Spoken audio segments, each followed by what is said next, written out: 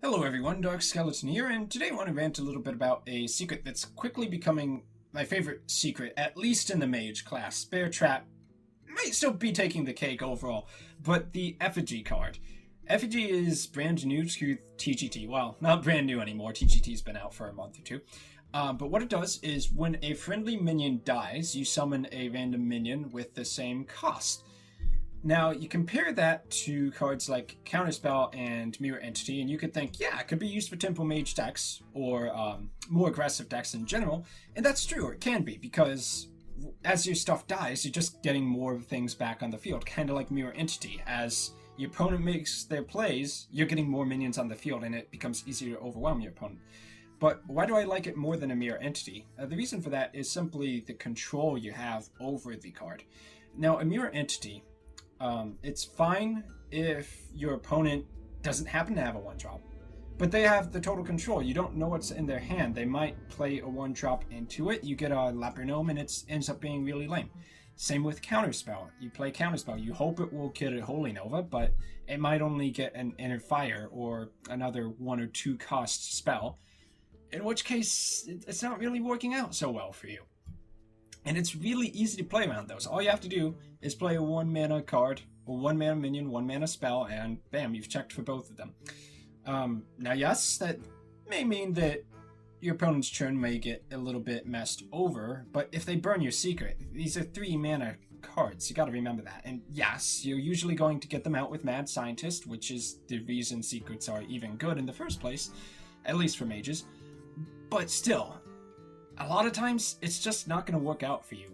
Living in that dream world where you Mirror Entity a Emperor Tharzan, or that you Counterspell a Holy Nova, it's sketchy. It's really sketchy, and you don't have control. Your opponent gets to make the plays. Your opponent gets to decide if they're going to make a great game-winning play, or if they're just going to hand you the game on a silver platter. But with Effigy, you choose the minions which are basically going to die, because you play Effigy, you throw the minions on the field that you are okay with cloning with Effigy. Or if you already have low mana cost cards in the field, you keep your Effigy until you can remove those cards from the field. And it's not really hard to toss away something like a Zombie Chow. Just run it into the Knife Juggler or whatever. But you play Effigy, and let's say you have only 3-cost minions or more on the field. Unless they steal your secret with a Kazan Mystic, they basically are guaranteed to give you a 3-drop minion or more. Unless, of course, they're also going to go face. That's a possibility, but there's not many decks that can do that. Pure face hunters, not as common as mid-range, I think.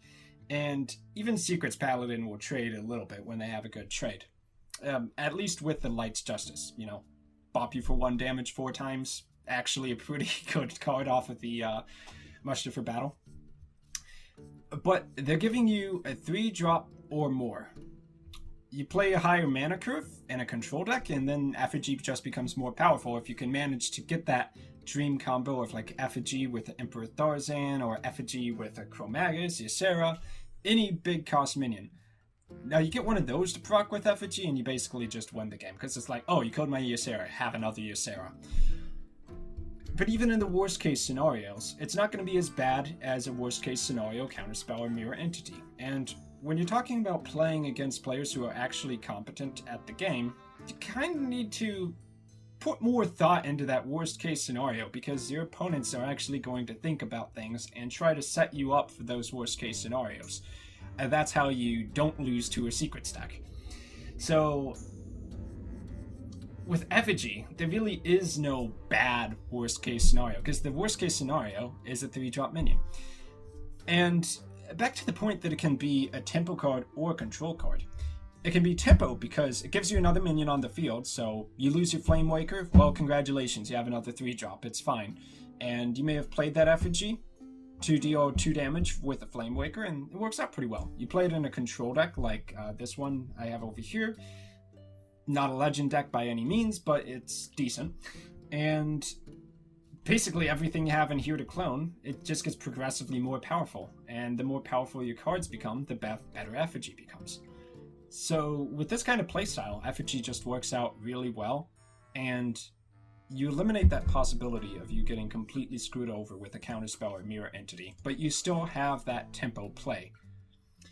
And of course, because it's a TGT card, people aren't going to think to try to play around it as much as they are Counterspell and Mirror Entity. So, all in all, works out pretty well, and I'm kind of becoming a pretty big fan of the card. So, let me know what your thoughts are down below, and if you do like me having the webcam on like this, let me know that as well. So, I've been Dark Skeleton, thank you for watching, and I'll see you in my next video.